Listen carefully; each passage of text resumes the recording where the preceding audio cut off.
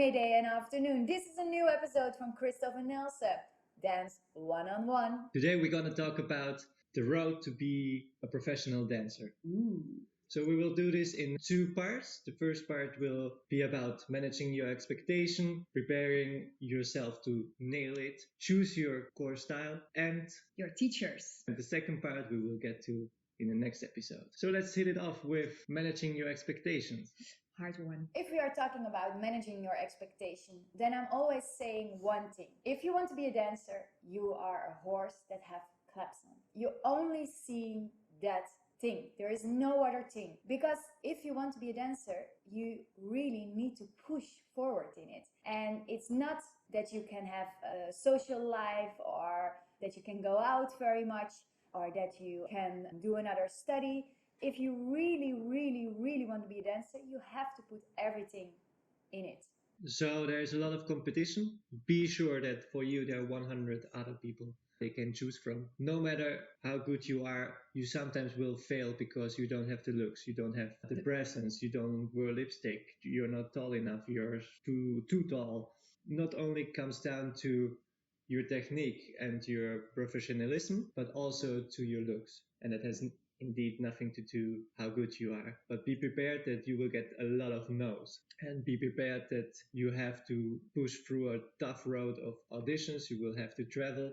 You will have to spend a lot of money to actually get the job. You have to follow a lot of classes and you have to really check what is out there, what is other dancers doing, and how can you compete with them. So it's, a daily life. Smash that competition. To kill it.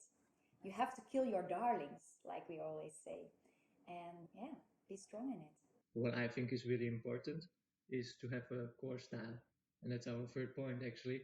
Because I think if you start out and you have one style where you're really good at, you will understand a lot more things about dance, about the technique, how you use your body, what's your own creativity, how is your personality within dance. And if you can really focus on one thing, you can start to grow faster in different styles. Yeah. If you are not focused on one thing, you can't completely find the essence of the style in your body. If you are really in one style, you're going to have an automatic movement.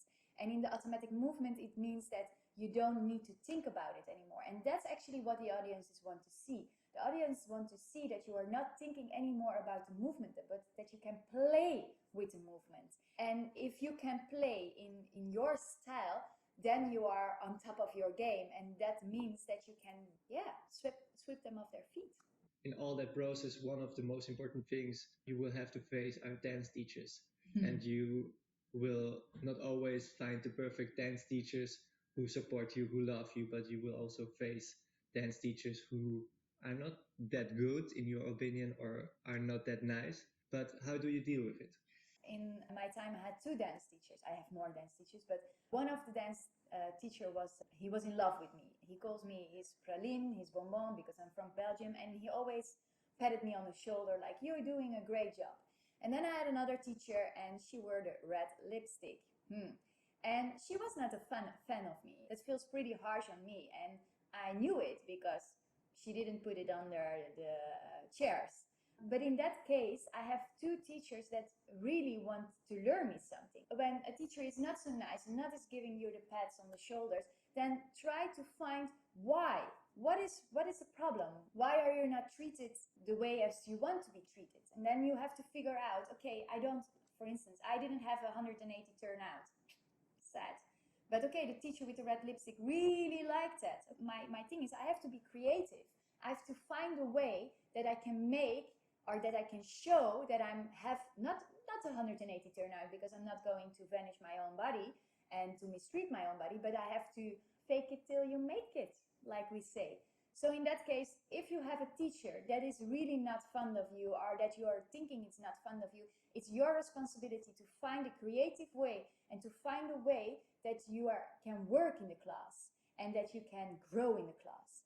Because, that's your responsibility. So to sum it up, it's really how you go into a dance class, what you want to get out of it, and always look on the side how a dance teacher can bring value to you, because in the end you're paying and you should get out that value that you're looking for. So this sums up the first episode. Be ready for part 2, where we talk about support system, where we talk about brand management and mentorship. Yep. So click somewhere here around. Now it's down. For the second video. Give a thumbs up if you like Nelse in the videos and like us together. Yep. Leave a comment if you have any questions or you want us to talk about something else. And what's dear to your heart, for instance. Exactly. Stay open, Stay creative for you and for everyone.